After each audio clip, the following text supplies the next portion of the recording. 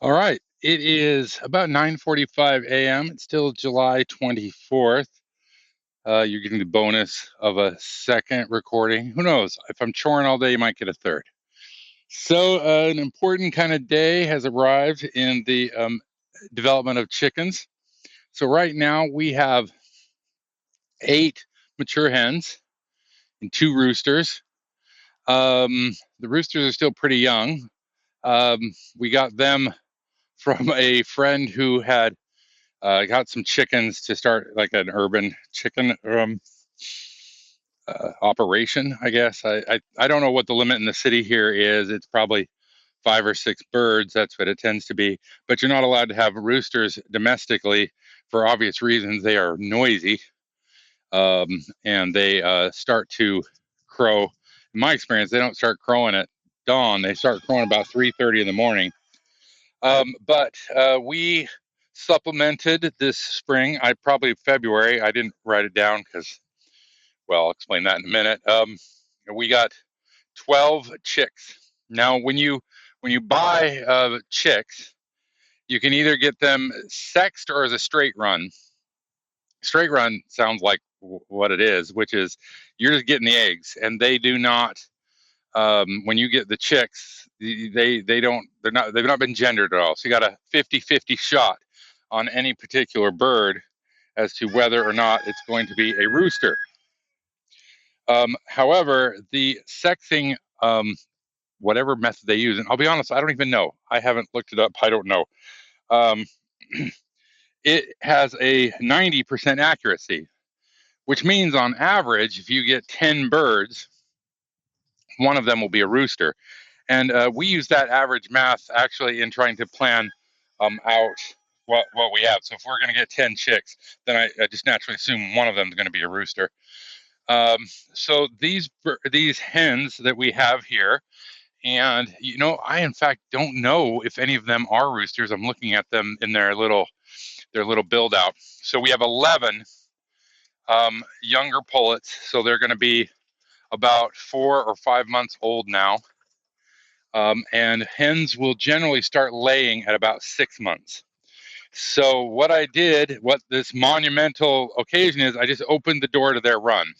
So what we have here, I have a bigger chicken run. I can't remember what the dimensions of this place are. It's about 50 feet by, I don't know, maybe 75 feet. So it's a pretty big run. And we have our main coop, which has 4 laying boxes. I think it's 12 feet wide, if I remember from when I built it. So it can house about 20 birds in there, max probably. So then I have a smaller coop that is my build out coop right here I'm looking at. So when chickens are ready, when they've been incubated far enough, the little chicks, they move out here. And there is a 10 by 20 run that they are locked into. And it's for their own protection, both from predators and from the other chickens. So today I opened the door. So these chicks right now are just starting to step out of the smaller run, which lives in the bigger run, if you can envision that. So when we built this run, we were building up to a 50 bird operation, and the assumption was that we could carry 50 chickens at any time. And the only reason we would have 50 chickens is if we're raising them for meat birds. We don't need that many eggs. So again, the reason they're locked up primarily is not necessarily for predators, although that's an important thing. When they're small enough, they can get eaten by rats or all. So the chickens will establish a pecking order, and they establish that pecking order through violence. Um, so when people have a small number of backyard chickens and they're pets, that's groovy. I don't have any problem with that. But they sometimes fail to realize that the animals are animals, and animals tend to be fairly violent. So the chicken who's at the bottom of the pecking order, you will always know it because she will be more scrawny than the others, and she will oftentimes be devoid of feathers in large portions of her body because the other hens will bully her and will peck at her. Um, So this goes to why to have roosters. Roosters stop the hens from doing that. Now they don't disrupt the pecking order, but they will keep the bigger birds from assaulting the younger birds too much. Now the payoff or the challenge is, well, I mean, we have to talk about nature the way it really is. The roosters will mount all of the hens, whether they want it or not. Um, and so these birds I just let out the door.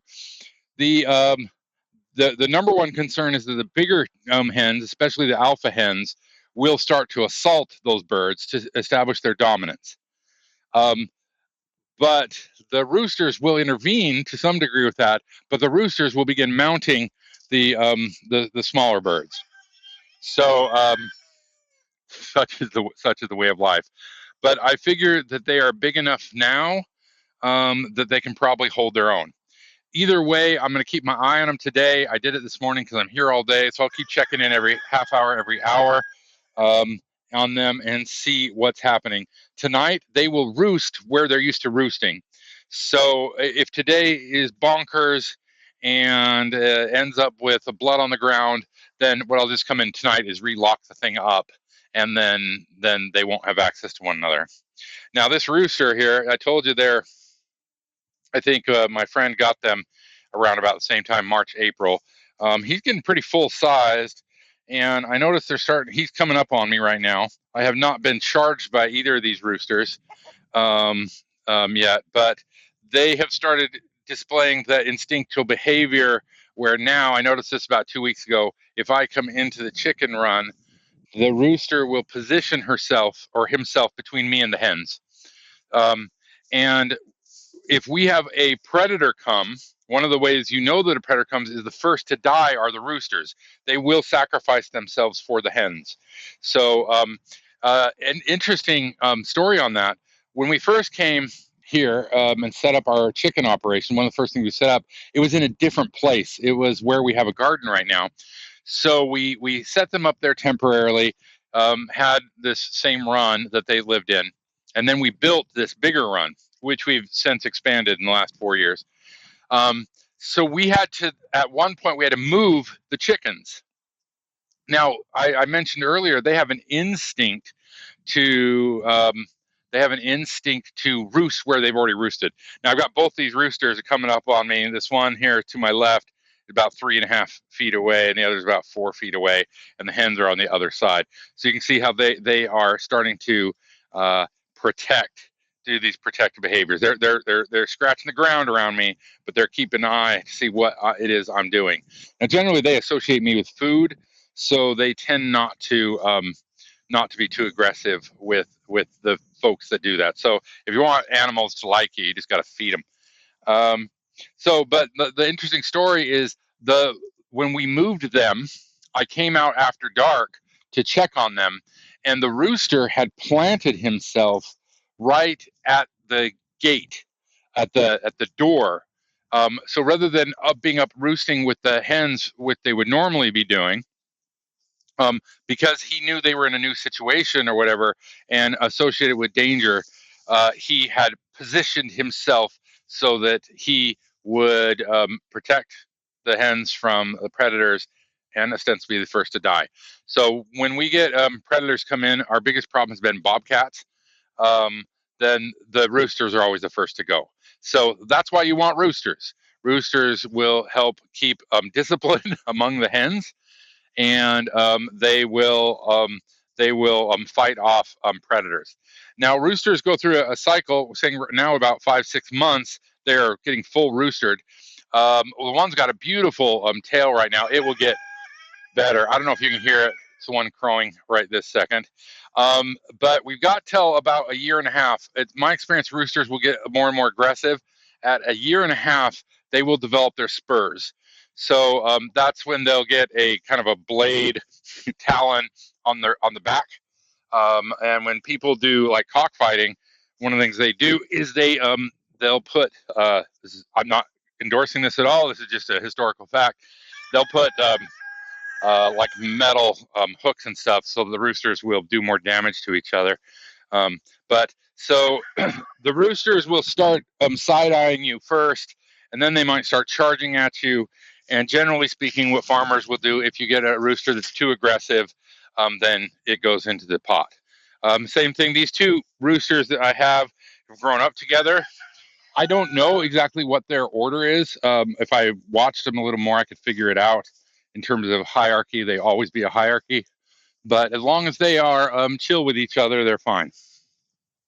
Just found a good feather on the ground I picked up. I'll give to my dear, sweet companion who likes these sort of things.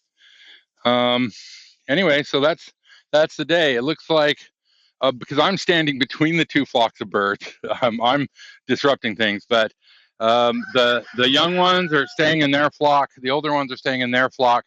What will ideally happen is over the next couple weeks, some of the young ones will start migrating over to the bigger coop and start roosting there. And then at some point, I will lock them out of that coop, and then that coop will be ready to take on another set of birds. We have not really started slaughtering the birds well, at all. We've kept them primarily for their eggs, and they also are great composters. They are very good at determining what they can and can't eat. So they will forage and dig stuff up. So when we're composting dinner scraps, we try to sort it into two piles: what's going into the compost, and then what's going to the chickens to keep them, healthy and fit. But they eat mostly grain. I feed them Lena crumble. Right now, it's going out here for about $16 for 40 pounds. With the number of chickens I have right now, it probably takes me a bag of feed a week.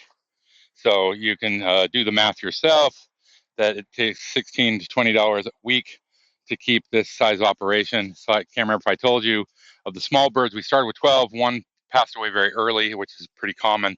So we have 11 new ones, 10 existing ones. There's 21 birds out there right now. Yeah, that's where we're at. So not a big day on the farm, but an important day that comes, and you have to keep your eye on things and keep moving things forward.